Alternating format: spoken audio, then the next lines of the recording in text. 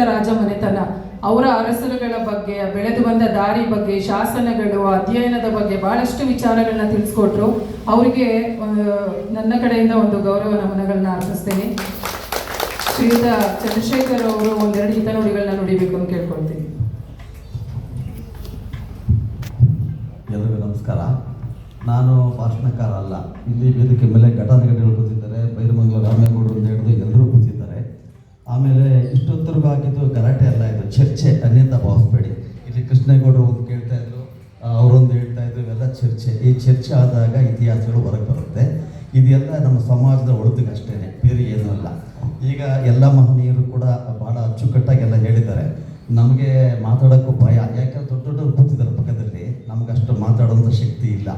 ಆದರೂ ಕೆಲವೇ ನಮ್ಮ ಗೌರವತೆಯಲ್ಲಿ ಹೇಳೋದೇನಪ್ಪ ಅಂದರೆ, ನಮ್ಮ ಆಚಾರ ವಿಚಾರ ಸಂಸ್ಕೃತಿ ಬೆಳೆಸ್ಕೊಳ್ಳೋದ್ರೆ ಸಾಕು. ಯಾಕೆಂದರೆ ಇವತ್ತು ನಮ್ಮ ತಿನ್ನೋ ಆಹಾರ ಇರ್ಬೋದು, ಹಾಕೋ ಬಟ್ಟೆ ಇರ್ಬೋದು, ಎಲ್ಲವೂ ದಾಳಿ ಆಗ್ತಾ ಇದೆ. ಇವತ್ತು ನಮ್ಮ ಹುದ್ದೆಯಿಂದ, ಉಪ್ಸಾರಿಂದ, ಬಸ್ಸಾರಿಂದ, ಮಸೊಪ್ಪಿಂದ ಯಾರೂ ಮರಿಬೇಡಿ. ಇಂಥ ಆಹಾರಗಳ ಜಗತ್ತಲ್ಲೆಲ್ಲೂ ಸಿಗಲ್ಲ. ಈ ದಯಮಾಡಿ ಈ ಆಹಾರಗಳನ್ನ, ನಾವು ಸಂಸ್ಕೃತಿಗಳನ್ನ ಉಳಿಸ್ಕೊಂಡೋಗಿ ಇವತ್ತೇನಾದರೂ ಆಚಾರ ವಿಚಾರ ಉಳ್ಕೊಂಡಿರೋದು ಅಂದರೆ 100ಕ್ಕೆ 100% ನಮ್ಮ ದಕ್ಷಿಣದಲ್ಲಿ ಮಾತ್ರ. ಇವತ್ತೊಂದು ನಾಟಕ ಇರ್ಬೋದು, ಇವತ್ತು ನಮ್ಮ ಬಡವರ ಮದುವೆ ನೋಡೋಕ್ಕೆ ಒಂದು ಖುಷಿ, ಇವತ್ತು ದೇವ್ರ ಕಾರ್ಯ ನೋಡೋಕ್ಕೆ ಒಂದು ಖುಷಿ. ಇಂಥ ಒಂದು ಜನ್ರೇಷನ್ನಲ್ಲಿ ಇವತ್ತು ಊರುಗಳಿಂದ ಊರದ್ದು ದೇವ್ರುಗಳು ತಗೊಂಡು ಪೂಜೆ ಮಾಡಿ ಕಳಿಸ್ತಿದ್ದಾರೆ.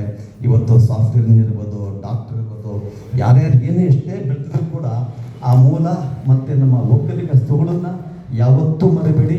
ಇದನ್ನ ಉಳಿಸ್ಕೊಂಡು ಬೆಳೆಸ್ಕೊಂಡೋಗಿ. ಇದಕ್ಕೆ ಹೆಚ್ಚಿಗೆ ನಾನು ಏನು ಹೇಳೋಕ್ಕೆ ಇಷ್ಟಪಡಲ್ಲ. ತಮಗೆಲ್ಲರಿಗೂ ಒಳ್ಳೆಯದಾಗಲಿ. ಗೌಡ್ತಿ ಸೇನೆಯರಿಗೆ ಇನ್ನೂ ಶಕ್ತಿ ಸಿಕ್ಕಿ ಕನ್ನಡ ಆದ್ಯಂತ ಎಲ್ಲ ಕಡೆಯೂ ನಡೀಲಿ ಅಂತೇಳಿ ನನ್ನ ಎರಡು ಮಾತು ಮುಗಿಸ್ತೀನಿ. ನಮಸ್ಕಾರ.